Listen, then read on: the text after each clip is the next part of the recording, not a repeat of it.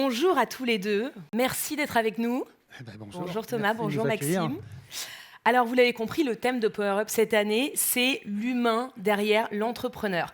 Oui, parce qu'à une époque où on parle beaucoup d'intelligence artificielle, de productivité, de performance, mettre l'humain au centre était vraiment un bon point de départ. Parce que derrière chaque projet, chaque réussite, il y a surtout une personne avec des doutes, avec des forces, avec des failles. Et pour lancer cette série de talks, Thomas et Maxime, on voulait commencer avec vous parce que c'est un sujet, ça, entrepreneur mais pas super-héros.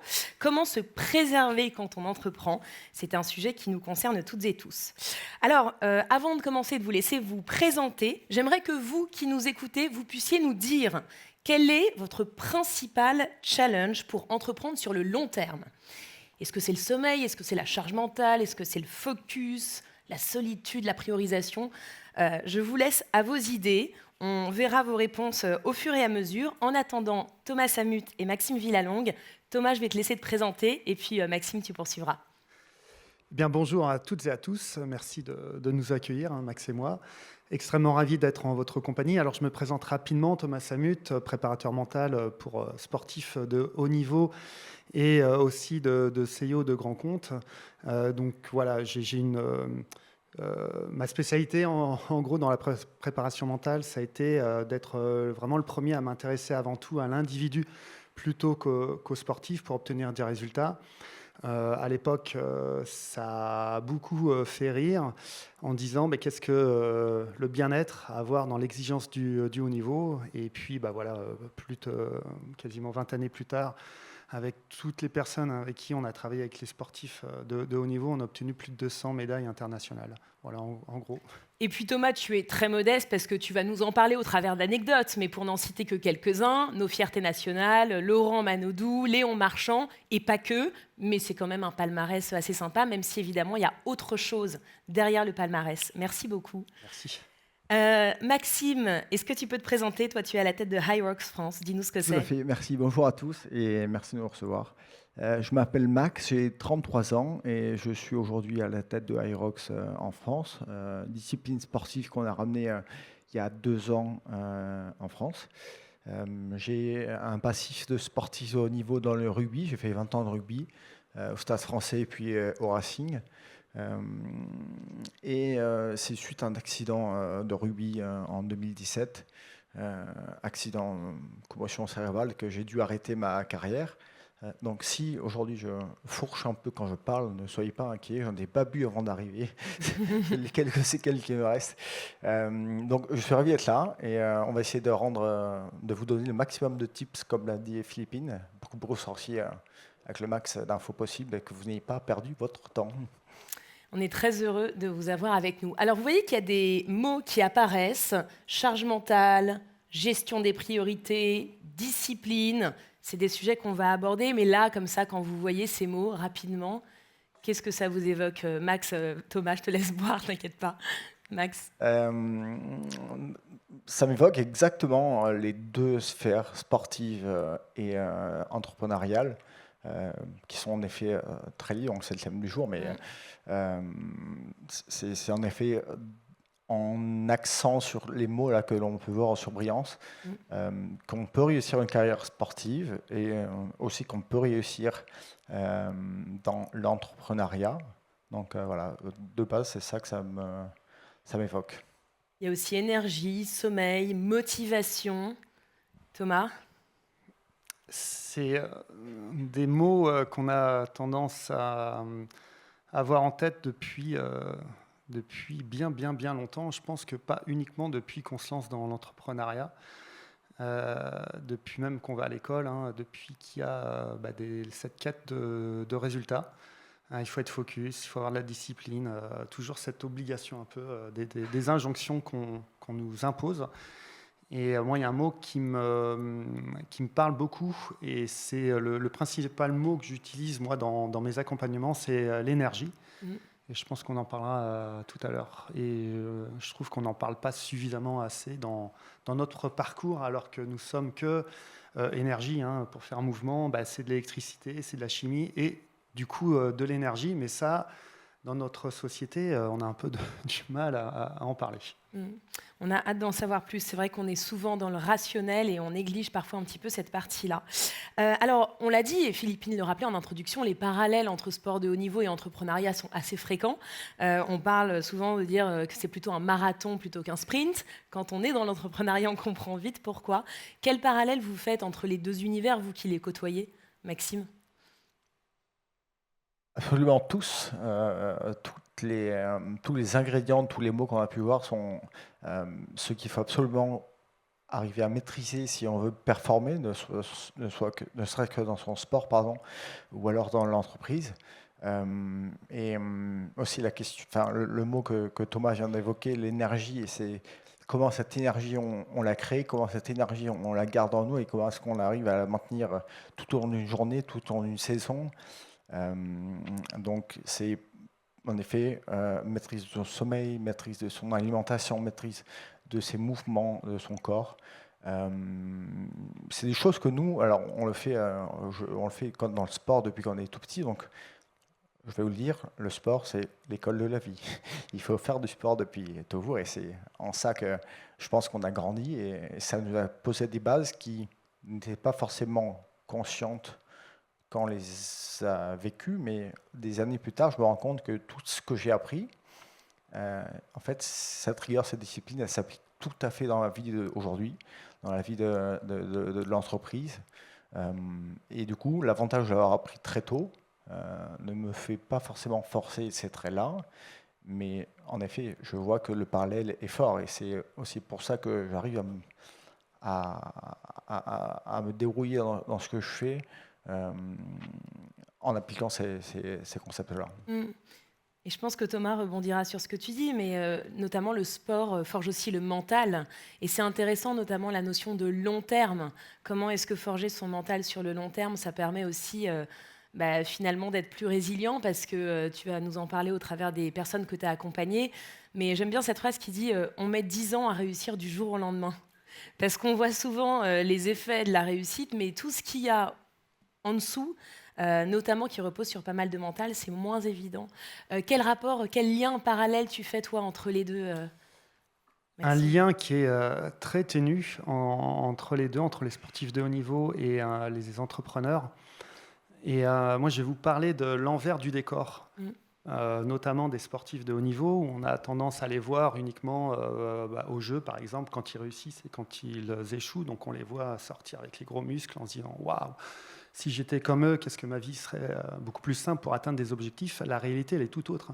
C'est que quand j'ai commencé mes accompagnements avec l'ensemble de ces sportifs, puis vous imaginez bien qu'en 20 ans, j'en ai vu passer des sportifs de haut niveau, le constat, il est vraiment flagrant, c'est que 95% d'entre eux mésestimaient leur potentiel. Vous vous rendez compte ?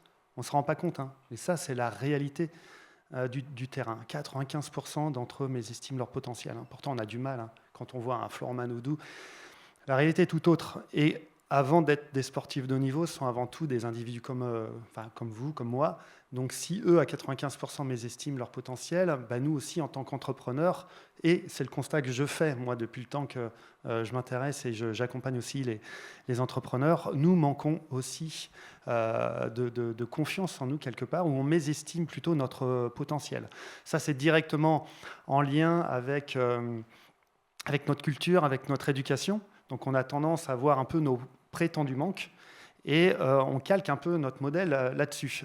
Et je pense que symboliquement, on est un peu comme un Camille Lacour, je pense que vous le connaissez encore, Camille Lacour, qui lui, quand il a atteint la place de numéro 10 mondial, il se disait « Waouh, numéro 10 mondial, c'est génial ». Il aurait pu arrêter sa carrière à ce niveau-là en disant « Waouh, j'ai réussi ma carrière, je fais partie du gratin mondial », sauf qu'il avait le potentiel en lui pour être 5 fois champion du monde en individuel. Donc c'est vraiment ça qu'il faut avoir en tête, hein, et surtout ça qu'il faut absolument casser. Et la différence entre quand même les sportifs de haut niveau et les entrepreneurs, c'est que les sportifs de haut niveau, ils ont toute une structure autour d'eux. Donc, beaucoup de personnes gravitent autour d'eux pour obtenir la performance. Les kinés, les ostéos, les médecins, les physiologues, les préparateurs mentaux, les entraîneurs, évidemment. Donc, il y a un moment où le sportif se sentira beaucoup moins isolé aujourd'hui que l'entrepreneur. L'entrepreneur, il n'a pas tout ça autour de lui. Moi, je le compare à Atlas, là, qui porte la terre sur ses épaules. C'est exactement ça. Et je trouve qu'aujourd'hui, la différence aussi entre les sportifs, c'est que les sportifs commencent à délier leur langue en se disant bah ouais, c'est pas évident de faire face aux enjeux. L'entrepreneur, lui, se tait parce qu'il doit toujours incarner ce côté, comme je lis, le super-héros, celui qui doit avoir, qui n'a jamais de faille, qui doit toujours porter le projet à bras-le-corps. Et ce qui est paradoxal, c'est que plus on monte dans les catégories socio-professionnelles, donc plus on est entrepreneur, plus on a tendance à voir les sportifs de haut niveau comme une sorte de modèle. Mais il n'y a pas de modèle, parce que ces sportifs de haut niveau, ils sont comme vous, comme moi, ils ont le trouillomètre à 0. Face à un enjeu, bien sûr que oui. Le sportif de haut niveau qui arrive à une finale olympique, qui me dit « moi, j'ai pas peur », mais je lui dis « t'as rien à faire ici. Comment veux-tu ne pas avoir peur face à l'incertitude du résultat ou du temps ?» Donc évidemment qu'ils ont peur. Et on en parlera aussi de la peur. Mais ça se traite beaucoup plus facilement. Et j'encourage vraiment les entrepreneurs à s'entourer d'une équipe aussi pour ne pas se sentir seul. Il n'y a rien de pire que cette sensation d'isolement. Oui, ce phénomène de collectif dont tu parles est important et c'est vrai que le parallèle est frappant, même s'ils sont sur un sport individuel comme la natation, il y a tout un collectif autour d'eux qui quelque part prend soin d'eux, ce qui n'est pas le cas pour les entrepreneurs. Le titre de notre talk, c'est « Entrepreneurs mais pas super-héros » justement. Souvent, les entrepreneurs sont ceux qui vont être très exigeants, à commencer par eux-mêmes, et ils n'ont pas forcément ce collectif. Donc peut-être que tu peux nous partager ton expérience, Maxime, quand tu disais que tu as eu un accident en 2017, est-ce que tu t'es senti isolé ou accompagné pour la suite et finalement, pourquoi est-ce que se préserver, prendre soin de soi, comme on le disait, n'est pas un luxe, mais vraiment une priorité? Est-ce que tu as pu l'observer? Tout à fait. Moi, j'ai été plutôt bien entouré, accompagné à l'époque de mon accident. Le seul souci, c'est que je n'ai pas apprécié cet accompagnement et ce regard des autres qui était posé sur moi. Donc c'est moi qui ai dû partir de Paris pour tenter de me reconstruire et tenter d'avancer. Pour la simple et bonne raison, c'est que je suis arrivé à un moment de ma vie où j'étais quelqu'un, je suis tombé, j'ai failli, voilà, et du coup, en me relevant, le regard des gens avait totalement changé sur moi. Et ce regard-là, je ne l'ai pas accepté. Et je ne l'ai pas accepté parce que c'était un regard de mélange de pitié, de bienveillance un peu. Donc je suis parti très loin en me disant que là où j'irais, les gens ne me connaissaient pas avant, donc ce regard-là, ils ne l'auraient pas. Et ça m'a permis d'avancer assez vite. Et c'est à ce moment-là que, seul face à moi-même, je me suis juste dit que j'avais besoin de me remettre un cadre peut-être intéressant. J'avais besoin de faire des choses qui me faisaient du bien, mais qui me faisaient avancer aussi. Et c'est à ce moment-là que j'ai commencé à vraiment remettre une certaine rigueur et m'imposer surtout des... on n'en parle pas souvent, mais surtout en Paris, en fait, la vie va tellement vite et il y a tellement de sollicitations tout le temps, que si on disait oui à tout, on finirait par ne plus prendre soin de nous parce qu'on serait toujours à donner aux autres. Et ce moment-là, moi, ça m'a permis de me dire, en fait, avant tout, recentre-toi sur ce que tu aimes, ce qui te fait du bien, et ensuite, donne quand tu seras en mesure de donner. Et je pense que cette réappropriation du temps, aujourd'hui, c'est quelque chose que je cultive encore, donc on est quand même 8 ans après. Aujourd'hui, mes semaines, elles sont séparées en deux. Du lundi au vendredi, personne ne me verra ni le midi ni le soir.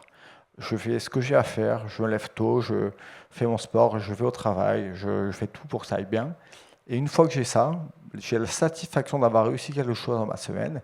Et du coup, je suis prêt à m'ouvrir un peu plus socialement. Ça paraît un peu dur parfois, mais c'est le seul moyen que j'ai trouvé, en tout cas, de me réapproprier mon temps et de me réapproprier mes forces et de pouvoir donner le maximum dans ce que je fais. Et on va reparler des clés que chacun, justement, met en place pour se réapproprier ce temps, cette énergie. Mais ce que tu mentionnais est intéressant quand tu parlais du regard des autres suite à ce qui t'est arrivé.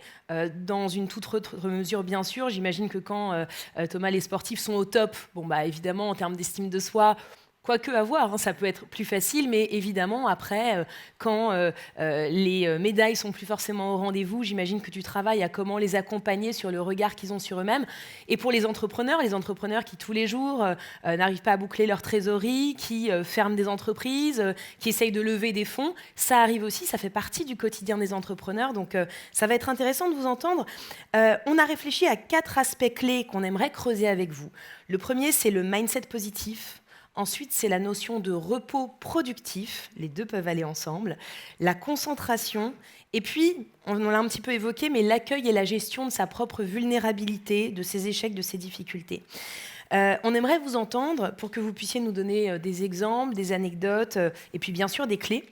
On va commencer par le mindset positif. Thomas, qu'est-ce que ça représente pour toi ? Comment est-ce que... Il doit y avoir toute une encyclopédie que tu as sur le sujet, mais voilà, quand on parle d'état d'esprit, de mindset positif, par quoi ça commence et comment tu accompagnes les entrepreneurs et les athlètes sur ce sujet ?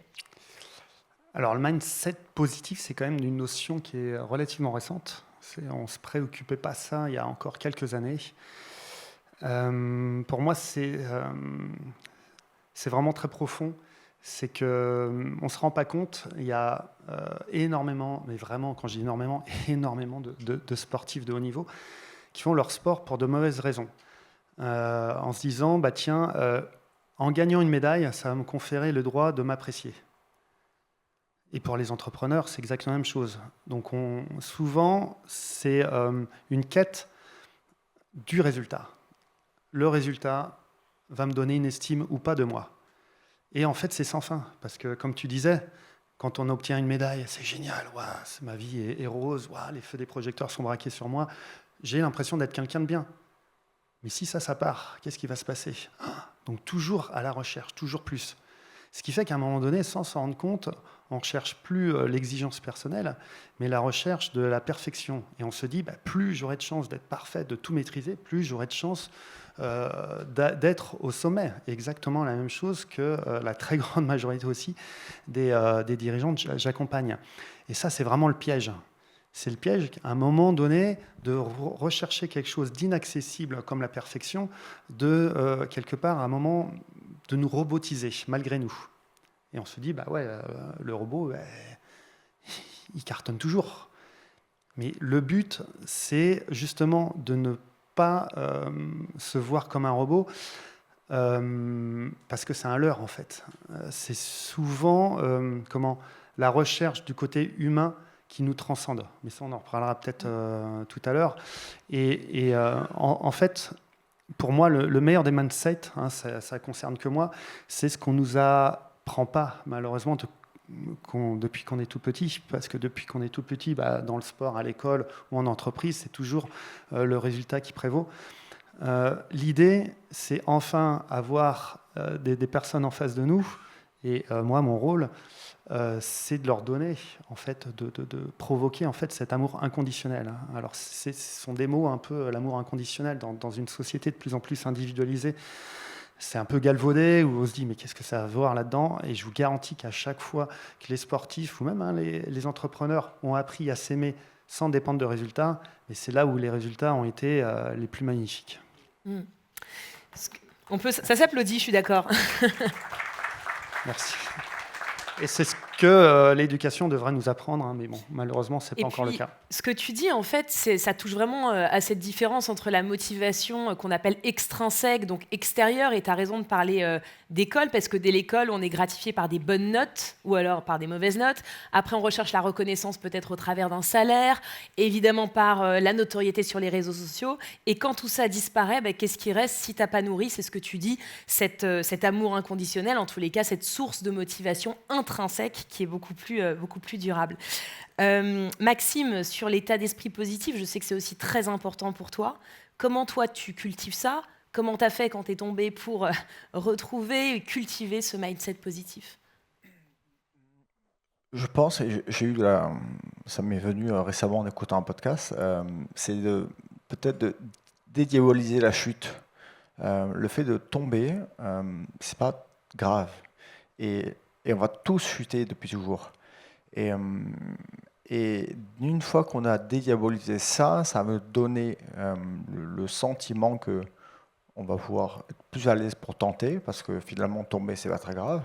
Euh, et du coup, si on a toujours ça en tête, pour moi, c'est OK, moi j'essaye. Je mets tout en œuvre pour y arriver, parce que je sais que finalement la chute n'est pas si grave. Euh, Quand on a ça en tête, ben, je pense qu'on commence à cultiver un mindset positif. Euh, on ne parle plus de problème, on parle de situation. Je fais face à une situation, comment est-ce que je la surmonte?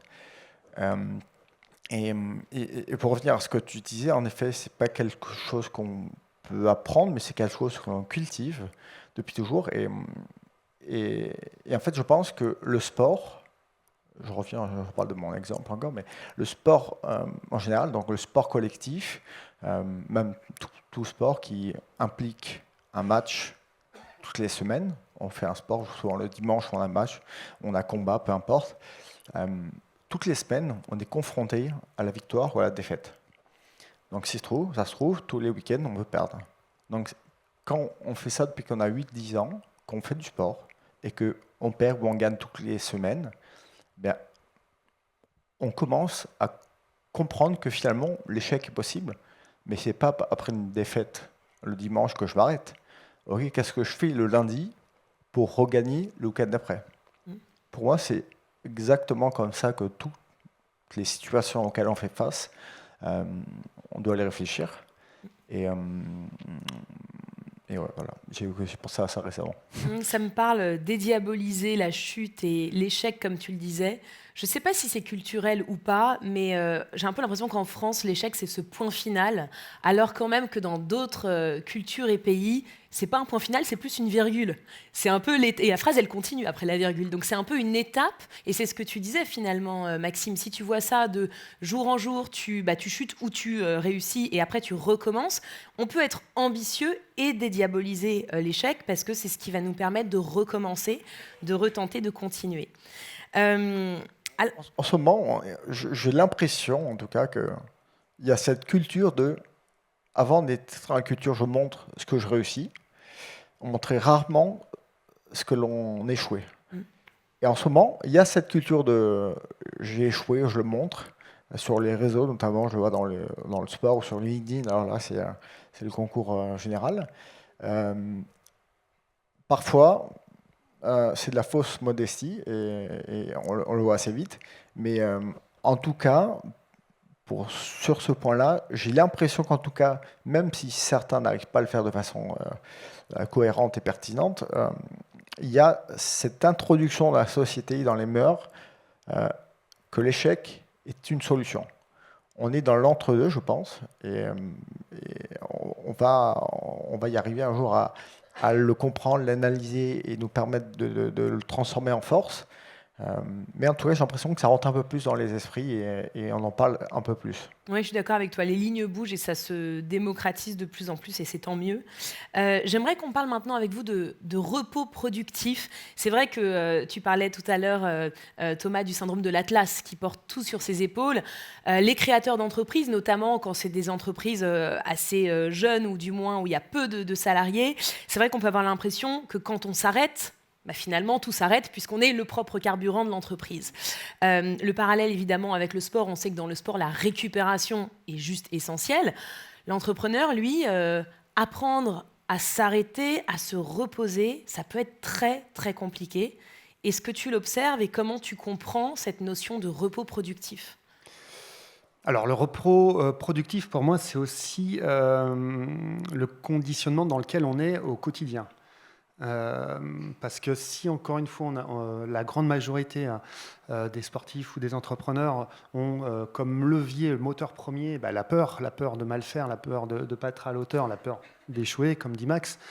Donc, vous imaginez qu'au quotidien, on diffuse ça dans notre corps et c'est quelque chose, la peur qui peut être transcendante pour un court instant, un objectif à court terme, mais à moyen long terme, c'est extrêmement épuisant. Et je trouve, en tout cas, quand j'ai commencé l'accompagnement avec l'ensemble de ces sportifs et de ces CIO, je voyais des personnes qui étaient en sur-régime, en fait, qui étaient peut-être, je sais pas, en troisième à 130. Et ça, le repos productif, à ce moment-là, on ne peut pas leur dire prends 5 minutes de pause. Mais non, quand on est en sur-régime, on n'est pas dans la meilleure des vitesses de croisière. Donc, pour moi, l'idée, avant tout, de parler de repos constructif, c'est de mettre en place la meilleure des énergies, encore une fois, on en revient, pour pouvoir avoir la meilleure cadence possible. Et on l'a vu, justement, je peux prendre des exemples, même on parlait de Florent Manodou ou de Léon Marchand, je pense que vous les connaissez, et puis on en parle librement maintenant, c'est qu'avant, ils se mettaient une pression de résultat, ils étaient sous le joug de la peur, et ils se sont un peu effondrés, bien évidemment. À partir du moment où Léon Marchand s'est mis dans la tête de conquérir un peu le monde sportif, davantage au travers d'une paix intérieure, de l'amour inconditionnel, on a vu qu'il pouvait perdurer beaucoup plus longtemps qu'il s'était imaginé. Et en fait, c'est cette énergie-là dont on peut se servir pour se régénérer.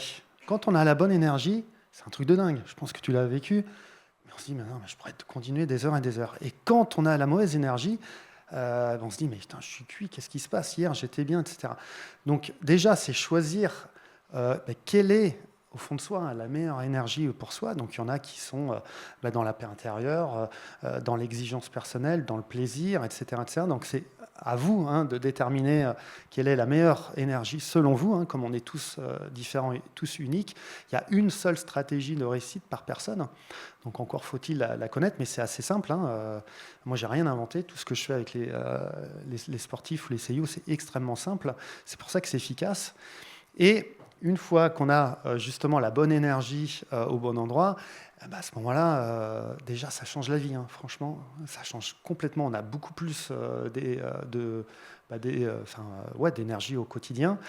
Et ça va toujours dans le lien de ne plus regarder en fait l'inaccessible, comme on disait tout à l'heure, la quête de la perfection, mais plutôt ce qu'on a envie de faire et se regarder au travers de soi, sur nos caractéristiques, ce qui fait qu'on est différent. C'est quoi notre différence? Qu'est-ce que je vais mettre en place dans mon quotidien, dans ma différence? Parce qu'on a tendance à se stéréotyper. Pardon. Et c'est ce qui nous mène à notre perte. Et je le vois, regardez, tous les grands sportifs de niveau, ils sont tous différents. Et c'est plus ça à s'inspirer, c'est comment faire de ma personne ma différence. Et à partir du moment où on fait ça, il y a un gain énergétique qui est monstrueux. Et à partir de ce moment-là, rien ne nous empêche vraiment, même au quotidien, de s'accorder 4 fois 4 minutes, mais pour casser en fait le rythme infernal dans lequel on est. C'est vrai qu'on a tendance à avoir la tête dans le guidon, et on avance. L'idée, des fois, c'est un peu mettre le frein à main, tranquille, respirer un bon coup, 4-5 minutes en se focalisant un peu sur soi. Hop, c'est comme si on faisait le plein, et hop, après on pouvait repartir. Oui, c'est ce que tu dis souvent, même d'un point de vue physiologique, parce qu'on se dit souvent j'ai pas le temps, mais en fait prendre ces 3-4 minutes de manière régulière dans la journée à 3-4 reprises pour respirer, pour faire quelque chose qui nous plaît, qui nous remet en énergie, et ça dépend de tout à chacun, comme tu le disais, ça, physiologiquement déjà, ça change un peu la chimie du corps et donc l'énergie, et ça compte. Faut pas se dire que ça sert à rien, ces micro-pauses. Complètement, c'est simple. On se dit, c'est tellement simple que ça va pas être efficace, mais si, je vous l'assure. Merci Thomas. Maxime, comment est-ce qu'on n'est pas dans ce toujours plus, dans cette fameuse roue dont on parlait, et ce repos productif, comment est-ce que toi tu l'appliques? Alors vous avez compris que repos ne veut pas dire sommeil. Repos, on parle vraiment de déconnexion, c'est-à-dire qu'à un moment donné, on dit stop, je prends du temps pour moi, pour déconnecter. Je pense que c'est pour ça que la méditation a eu beaucoup de succès ces dernières années. C'est parce qu'en fait, on est arrivé à des moments où on avait besoin de se recentrer, se reconnecter à nous-mêmes. Méditation ou autre, mais en tout cas, c'était ce constat-là, en tout cas. Moi, personnellement, j'essaye des trucs assez simples. C'est Le soir, j'essaie de couper à 23 heures mon téléphone, je ne le rallume pas avant 7 heures, même si je suis réveillé depuis 5 heures du matin. Et le dimanche, je fais un truc qui est assez cool, c'est que je sors de chez moi, je fais mon petit tour dans Paris, je vais faire mes courses et je me pose dans un café sans téléphone. Mais ce téléphone, on ne s'en rend pas compte, mais c'est cet objet-là qui nous focus surtout. Il nous rend fou et je me rends compte en ce moment que j'ai mal au cou tout le temps. Je pense qu'on est trop comme ça. On est trop comme ça et tous. Et en fait, ce téléphone-là, et ben c'est lui qui nous met dans une spirale. Et, enfin, moi, je le vois comme ça. Je vois comme l'objet du mal, c'est le téléphone. L'objet du mal, mais aussi, il nous sert à faire beaucoup de choses. Mais c'est cet objet-là qui, à mon sens, doit être déposé quelque part pendant un certain temps pour se réapproprier du temps que l'on n'a pas forcément. Je ne sais pas s'il y en a qui le font souvent, mais vous êtes déjà posé récemment, là, dans l'année, à une terrasse de café sans téléphone, avec un livre ou un journal. Je pense qu'il n'y en aurait pas beaucoup, mais en Non, tous les mais cas, c'est ça, c'est le but du dimanche matin, moi c'est ma routine et c'est intéressant. il faut qu'il soit dans ce que tu dis à notre service et pas l'inverse.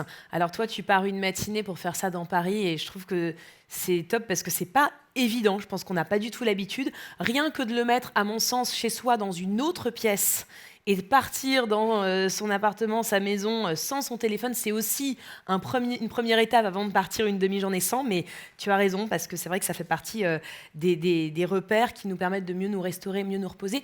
Peut-être vous faire réagir rapidement par rapport à ce qu'on disait au début, par rapport à sa propre valeur. C'est-à-dire que moi, j'ai l'impression que les entrepreneurs accordent aussi une grande partie de leur valeur par rapport à ce qu'ils sont en train de faire, dans ce faire au quotidien.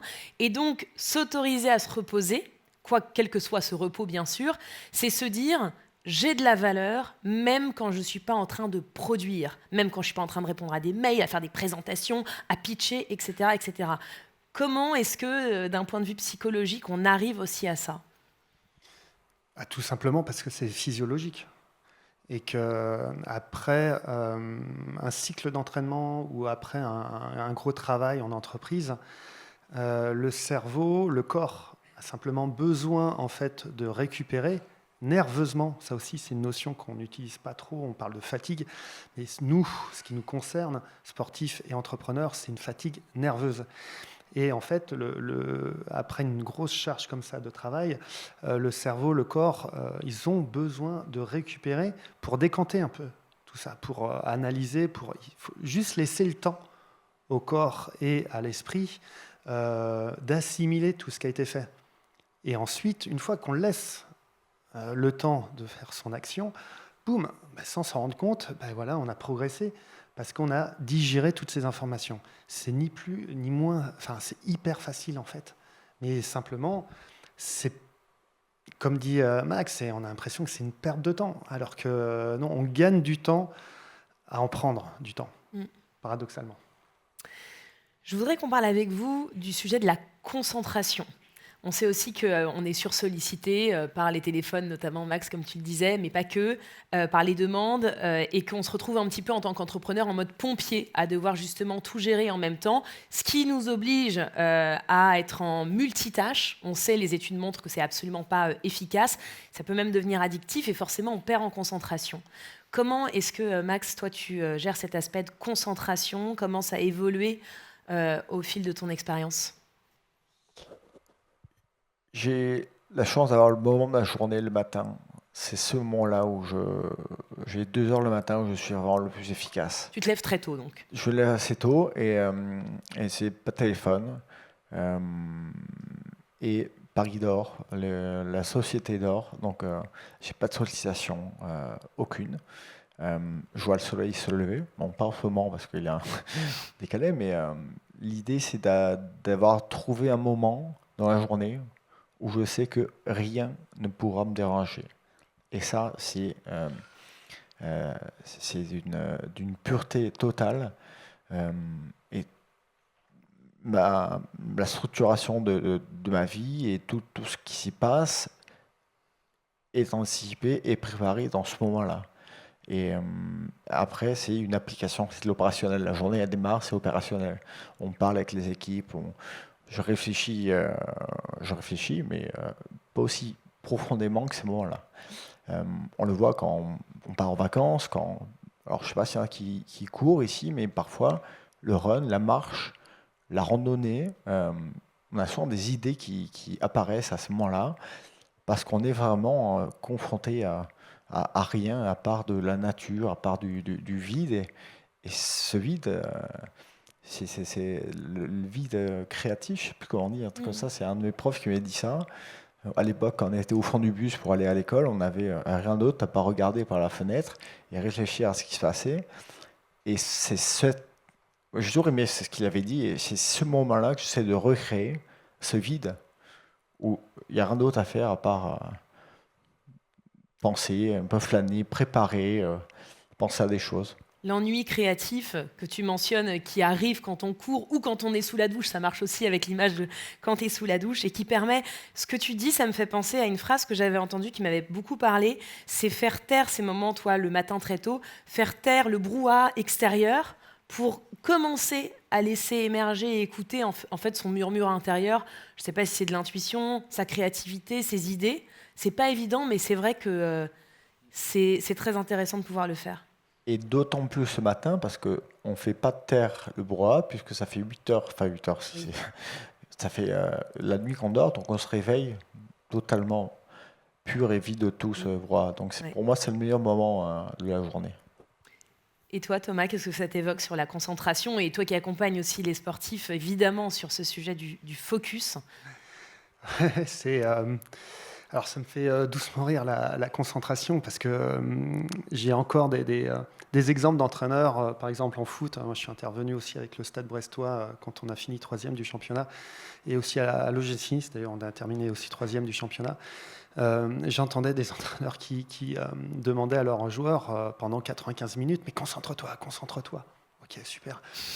Et d'autres, des sportifs, enfin des entraîneurs auprès de sportifs avant une finale mondiale ou olympique, vas-y, non mais concentre-toi, isole-toi. Je dis, ok, mais c'est quoi en fait? C'est une notion complètement floue. Concentre-toi sur quoi en fait? Est-ce que c'est de l'ordre du possible de rester concentré autant de temps, 95 minutes? C'est impossible, impossible. Ouais, et qu'est-ce qui se passe pendant qu'on se concentre? Ces sportifs-là, ok, ils se retrouvaient seuls face à eux-mêmes, avec une échéance hyper importante dans une demi-heure. Le cerveau, il fait quoi? Il fait des ponts vers l'avenir. Ah, ok, il y a ma finale qui est là, donc un premier scénario, tac, un deuxième, etc. Et c'est là où on s'épuise nerveusement, parce qu'on se crée plein de scénarios mentaux qui n'arrivent pour la plupart jamais. Jamais, jamais. Donc la concentration, pour moi, elle est utile. Par exemple, pour le sportif, quand il va travailler un geste technique, ou dans l'entreprise, quand on est vraiment sur un acte assez précis, quand on ne maîtrise pas encore suffisamment. Là, ouais, on a besoin de concentration, d'être vraiment très alerte. Et puis après, une fois que le cerveau a décanté tout ça, il y a la concentration, mais du corps, ce que j'appelle vraiment l'instinct. Mais en France, on a encore du mal avec cette notion-là. C'est qu'une demi-heure, 5 minutes même, avant une épreuve, mais même moi je leur dis, aux sportifs de haut niveau, même aux entrepreneurs qui vont avoir une action hyper importante dans les 5 minutes à venir, mais en fait, tu as besoin de combien de temps pour te mettre dans la peau du sportif de haut niveau ou de l'entrepreneur qui va envoyer? Il réfléchit, il me dit, en fait, non, mais 5 minutes.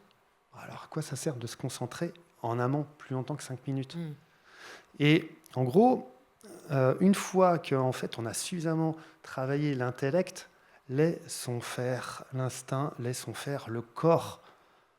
Ça, c'est quelque chose qu'on a du mal à faire. On veut tellement tout maîtriser qu'on bride souvent nos ressentis qui génèrent les instincts. Mais on a énormément d'instincts. Énormément d'instincts.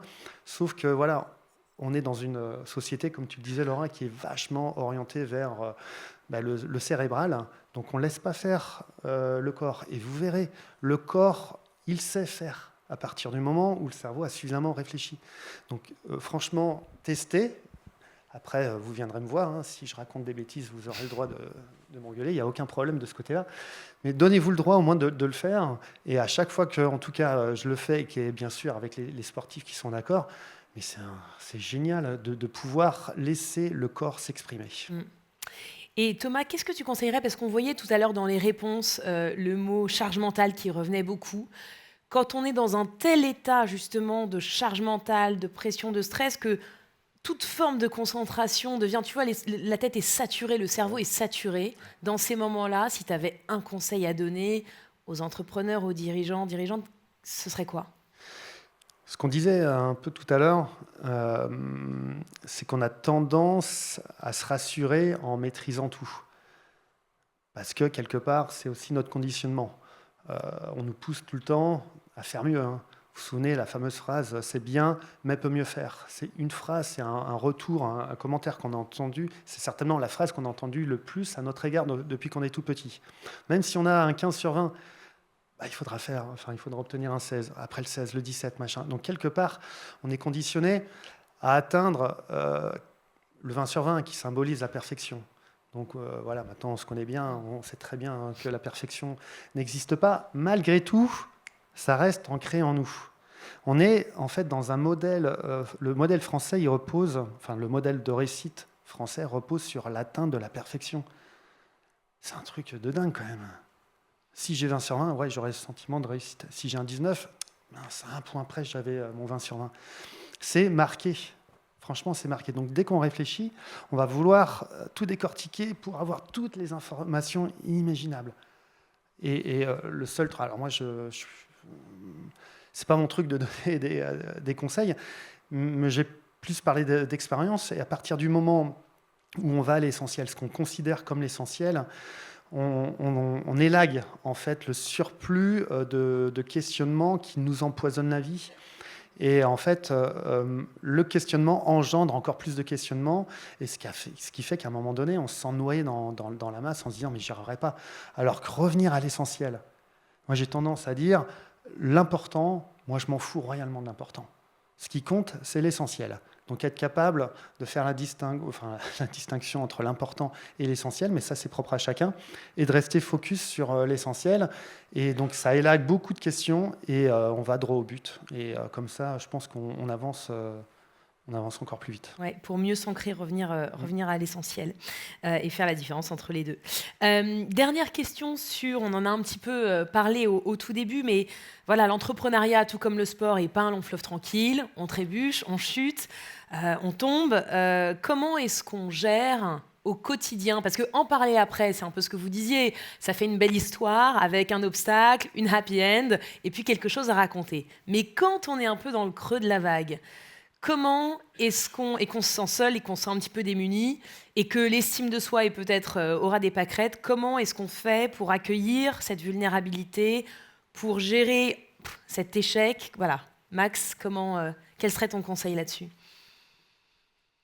C'est le moment, en effet, où il faut absolument déconnecter. Donc, ce qu'on disait tout à l'heure, c'est... Partir loin, comme toi, tu as fait. Loin, alors c'est pas souvent possible, mais en tout Ouais. cas, déconnecter et couper juste la vanne d'information arrive. Le fait de déconnecter, c'est la couper et se protéger. Et en se protégeant, on se réassure, on fait des choses qui nous font du bien. Et c'est suite à ça qu'on peut repartir derrière, gonfler à bloc.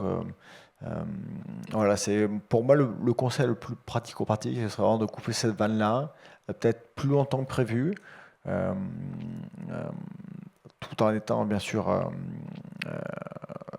en filtrant ce qu'il faut faire. On ne peut pas non plus s'isoler et totalement la vie de tous les jours, mais en tout cas, c'est reprioriser ce qui nous entoure, ce que nous allons faire. Parfois, le fait de trop prioriser le travail, les choses qui nous sont pas directement, qui nous concernent pas directement physiquement.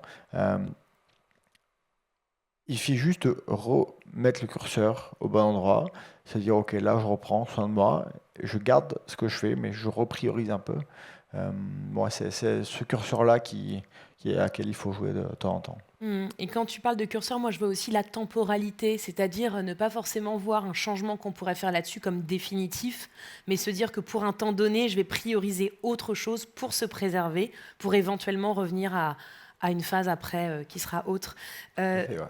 Non, tu as raison, c'est vraiment se dire, il y a un vrai truc, c'est se dire que si ça marche comme ça actuellement, c'est pas pour autant que ça ne marchera pas différemment après. Et c'est pas pour autant que je ne pourrais pas y revenir après. Ça évolue tout le temps, cette notion de flexibilité, pour moi, elle est hyper importante. Euh, et dès qu'on le voit arriver, dès qu'on sent le trop, on change de modèle, on inverse le curseur et, euh, et on réavance différemment. Merci beaucoup. Thomas, en quelques mots rapides sur l'accueil justement des difficultés. Elles viendront fatalement parce que tout simplement nous sommes vulnérables, hein, et 100% des très grands athlètes que j'ai accompagnés ont échoué. Donc évidemment, c'est ce qui va se passer. Ça ne veut pas dire rater sa vie. La seule chose que je dirais qui est importante à mes yeux, c'est qu'on a tendance à vouloir vraiment éviter l'échec, parce qu'en France encore, hein, comme Max l'a très bien dit, on a une sainte horreur de l'échec, parce que on est dans un monde très dualiste. Soit on échoue et on est un dieu, un dieu, soit on échoue et une grosse, j'allais dire un gros mot, mais on est un gros loser, on va dire. Et cette dualité nous pousse encore une fois justement à choisir un peu la voie un peu de tout contrôler, de se robotiser en fait, comme si c'était la solution, alors que la solution elle n'est pas du tout là-dedans. Franchement, elle n'est pas du tout là-dedans. Elle est au contraire dans s'humaniser. Et dans s'humaniser, il y a le côté vulnérable. S'humaniser, c'est juste retrouver son lien avec ses émotions. Et on se dit un peu, mais non, plus je serai un robot, plus j'aurai de chance d'aller loin. Et si je m'humanise, j'aurai l'impression d'avoir des failles, etc. Mais non, en fait, absolument pas. Et à chaque fois, je vous garantis qu'on a mis ça en place avec l'ensemble de tous ces sportifs, retrouver le côté humain. En fait, ils ont retrouvé leur supplément d'âme.